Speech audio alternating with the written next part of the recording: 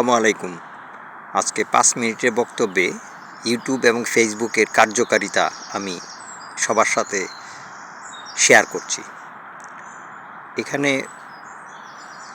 উল্লেখযোগ্য বিষয়গুলি হচ্ছে, বাংলাদেশের এখন ইউটিউব ব্যবহারকারী, ফেসবুক ব্যবহারকারী যারা বিশেষভাবে রেগুলার প্র্যাকটিস করেন, তারা সবাই পলিটিশিয়ান কম বেশি। আমি বাংলা ভাষায় বলবো রাজনীতিবিদ। এখন একজন সাধারণ মামা যদি দেশ সম্বন্ধে কথা বলে, উনিও একজন পলিটিশিয়ান। ওদিকে ফখরুল ইসলাম অথবা অন্য কোনো পলিটিশিয়ান লিডার, জামাতের কোনো লোক যদি কোনো কথা বলে, সেটাও পলিটিক্স। আওয়ামী লীগ তো বাদই দিলাম। আমার খুব ইচ্ছা ছিল যে আওয়ামী লীগের একজন রিপ্রেজেন্টেটিভ থাকা উচিত ছিল।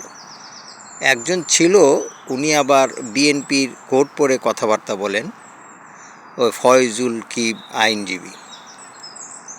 তো আওয়ামী লীগের কোনো প্রেজেন্টেশন বাংলাদেশে নাই বইলা জনগণ প্রকৃতভাবে একদিকে দৌড়াচ্ছে।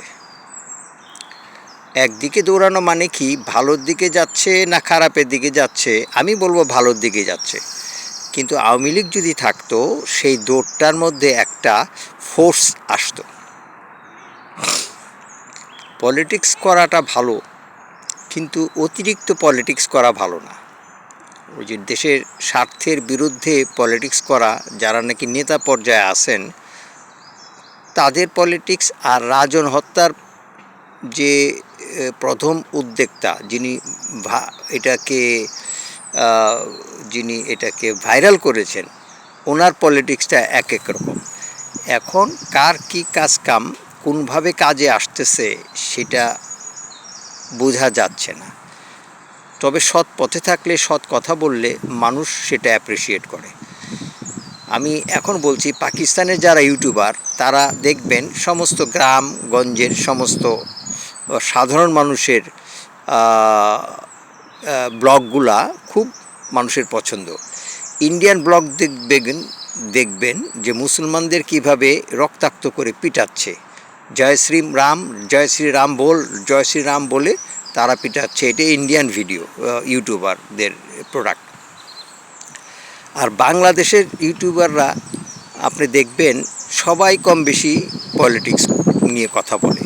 কিছু কিছু নারী সংক্রান্ত কোনো ইয়াং মেয়ের আগে ব্যবসা করতো ফোন নম্বর দিয়ে, সেটা বন্ধ হয়ে গেছে এই পলিটিক্সের কারণে। বাংলাদেশ যদি স্থিতিশীল হতো, তাহলে ওইটা প্রকট হয়ে দাঁড়াইতো।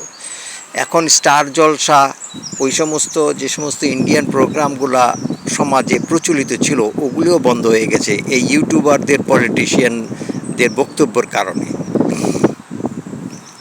তো সর্বোপরি এখন ইউটিউবের মধ্যে যারা বিরোধিতা করছেন, জনাব